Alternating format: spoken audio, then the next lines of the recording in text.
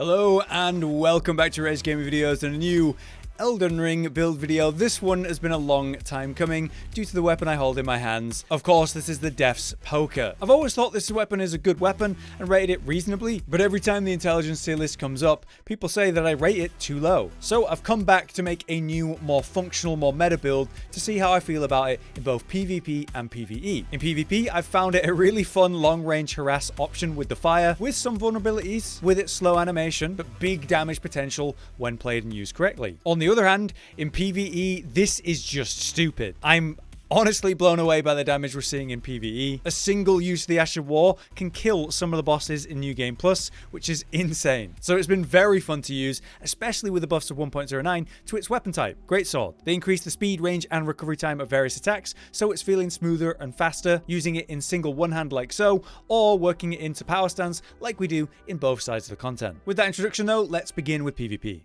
It's quite an interesting one because I have some serious praise for this in PvP, and I have some, well, valid concerns and negatives too. Where it works, my god is it strong and very fun, but there are definitely issues we need to talk about. As a weapon, it is a great sword, and that has received a pretty important buff in 1.09. We have increased speed, range, and recovery time for various attacks with this weapon, which is definitely noticeable when I use it in one hand rather than power stance. Although obviously this build has a lot of power stance involved, you can still use one hand whenever you want, and those swings can come out shockingly quick in general when it comes to swapping from your normal moveset of power stance, but also in this batch, feels a lot better. I've been able to clip people at ranges I just wasn't really expecting to hit them with. Power stance attacks are obviously what they were, a bit slow, but with nice damage when you're hitting with two weapons at once. Of course, that's always going to be good. We also have the potential of frost procs because the weapon, Death's Poker, actually has the frost build-up occurring, which will deal a burst of damage and also nerf the stamina, which is always nice. But it all really comes down to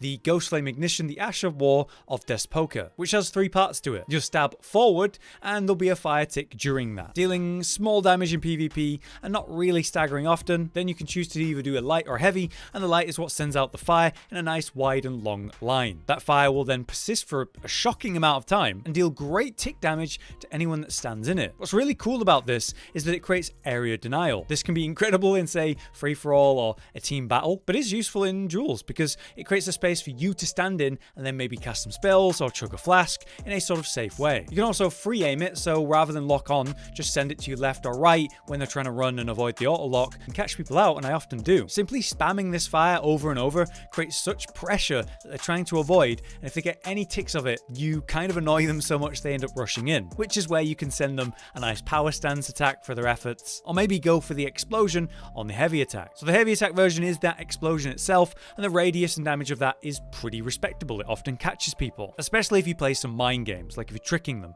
Maybe you're spamming the light fire, spreading that out, then suddenly you do the heavy one once they've reached like close or medium close range, and that can knock them down and deal some very nice damage. The problem with this one is that it's hard to do up close direct because the slow nature of the follow-up, you know how slow it takes to come out, leaves you a bit vulnerable. They can hit you and stagger you out of it, or maybe just go behind you and look for a backstab, which has happened to me. So knowing when to use the explosion versus the fire is very important, and I often find spamming the fire to create that space, pressure them, and allow for me to look for mistakes or surprise them in some way. That seems to work best. Overall, the damage of either the fire on the ground or the explosion is very respectable, but you must be careful with how you use it because it is a very slow animation in PvP context. What you will see me do before the fights happen though is make use of the Milos Screech. This will debuff players for 5% extra damage taken while that debuff is affecting them, and also it's a war cry, meaning you actually get more damage on that sword, so your power stance attacks are dealing more damage while you're buffed up. Starting the fight with this is awesome. The range at which it comes out and seems to apply is surprisingly long. Overall, when the Death's Poker Ash works, whether it's fire or explosion,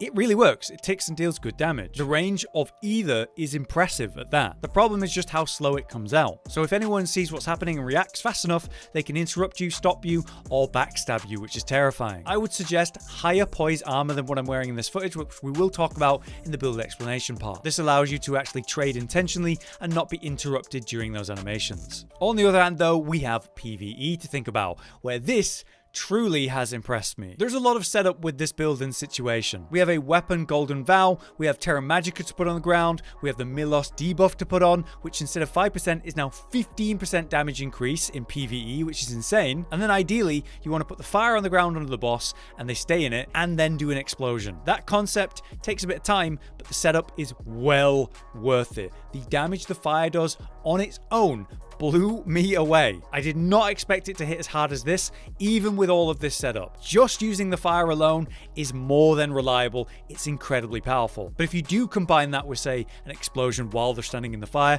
most anything's going to be blown away to like 20k damage in a moment. It's extremely fun, and again, really makes the setup worth your time. The thing is, Terra Magica lasts a good while, the debuff of Milos lasts quite a while. So as soon as you get these things going, you can take your time and look for the opportunity and get the fire down. As soon as the boss is standing in the fire, you could honestly just put the controller down, probably do most of the boss health or just kill it. Later game bosses and new game plus bosses, as you see here, will take a bit more effort though. Consistently keeping the fire on target while looking for, say, some power stance attacks and shorter burst or punish windows. A jump attack with power stance greatswords is obviously going to be great, but ideally, of course, you're standing in the Terra Magica, the fire's on the target, and you're spamming the explosion to do the most damage possible. But yeah, I cannot state it enough. I've been very impressed by the damage this thing can do in PvE. Now, as always, it's time to talk about the build and explain it. Now, yeah, we're using the Death's Poker, of course, but we do have a dagger. This is basically just a Golden Vow tool, and the weapon version, the Ash of War of Golden Vow,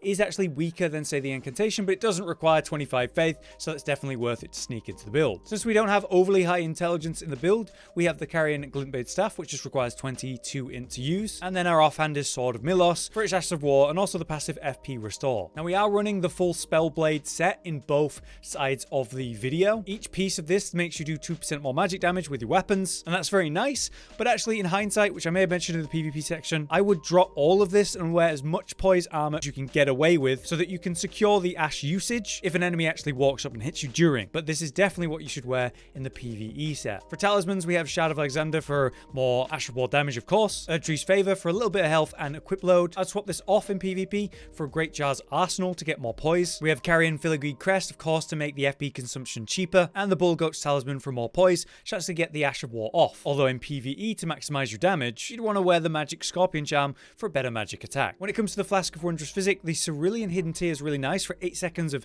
no FP consumption while you're buffing up, while you're putting down Terra Magica. Magic Shrouding Cracked Tear, which was nerfed in 1.09, still boosts our magic attacks, which is well worth having, especially in PvE. We only have the one spell, Terra Magica, which requires 20 intelligence, but since we have that much intelligence in the build, you could run other spells depending on, say, utility in PvP or whatever you might want to run with that. And of course, we have the Golden Vow on the other weapon. Before fighting, we two-hand the Sword of Milos to do the Shriek, which gives us more AR as we actually do that, and also debuffs enemies for 5% in PvP, 15% in PvE.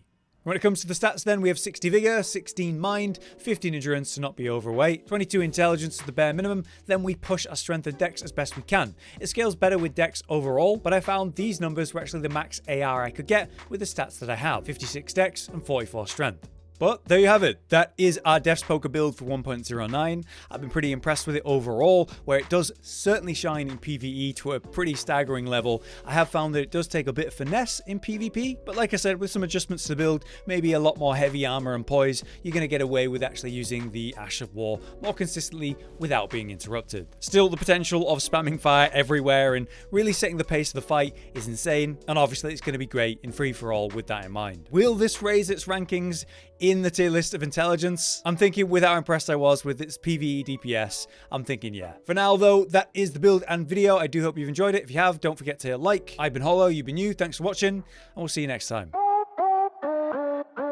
Josh, Cotton, and Hollow with the videos, dropping the humor like a hammer on your tippy toes, bringing entertainment on a daily arrangement to take our insanity and turn it into entertainment. Yes, I said entertainment twice, to reiterate that it is nice to look into your faces on a mostly daily basis when you let us in your homes to make the whole world a stage. Goodbye.